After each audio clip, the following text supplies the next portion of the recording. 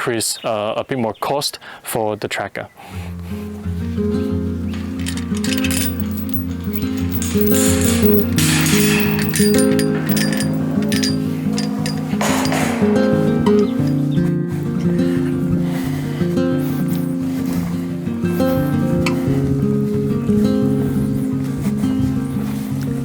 So here is the SkySmart 2, the tracker here.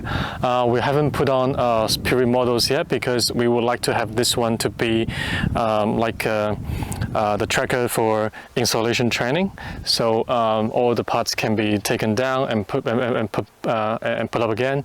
So right now here, what we can see, this orange piece is the motor drive.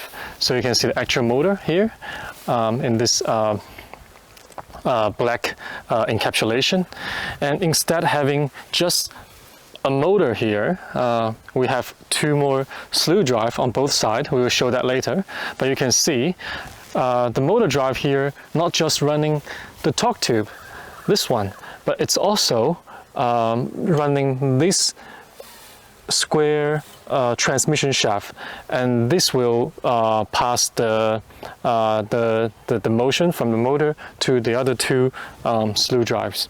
Let's go again and look at the slew drives.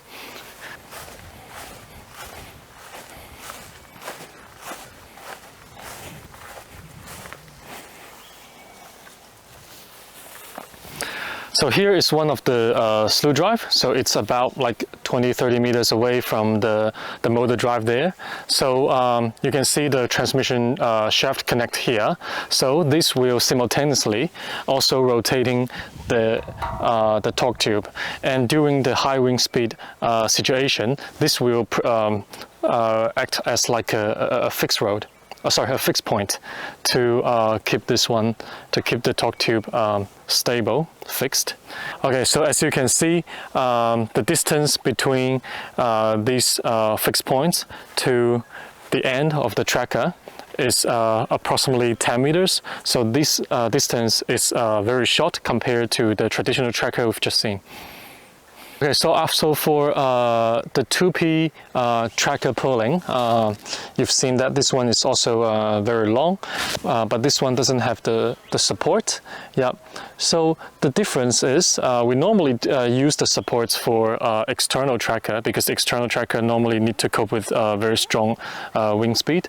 But for this particular one, this is an internal tracker, so it does not necessarily need the both like the supports there. Yeah. It will be strong enough, especially with the horizontal stow position. And the other difference is the shape of the torque tube. You can see that this one has the round cornered, unlike the sharp corner. So this structure will help to increase the stability of the torque tube. And on the other hand, it will help to reduce some material use. Okay, so wow. It's pretty impressive out there, isn't it? Yeah, of course. Yeah. So now we've understand what exactly a multi-drive tracker is, and now let's look at the wind tunnel test profile. So as you can see, initially we for a traditional tracker we have like a reverse V. Have a V. Now this V has been flip up to the top, and for this one, you can easily see that we can safely stow our tracker at 0 degree, and it also helps to extend the operational wind speed. But this is the multi-drive tracker? This is for the multi-drive tracker, okay, yes. Right. Okay. Then the stow wind speed, so what we have achieved is to have our stow wind speed increased from 16 meters per second to up to 20 meters per second. Wow. Yeah. So that's amazing. You completely reversed that V with this multi-drive structure. So now yes. Horizontal is, well, it's actually quite advantageous from working too. Like if you're assembling the system, you've got it in one position. You can access both sides of the modules, both sides of the array too. Sorry, could you rephrase that? Yeah, sorry. So if you've got your tracker in the horizontal position, yes, and you're working underneath it, you can access both sides. You don't have to rotate it to this side, rotate it to this side, and not worry about wind speed. So when it's in this position, if you happen to go for a break, then it's in the stow position already.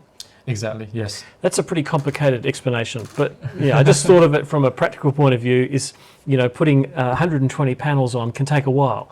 and you probably want to have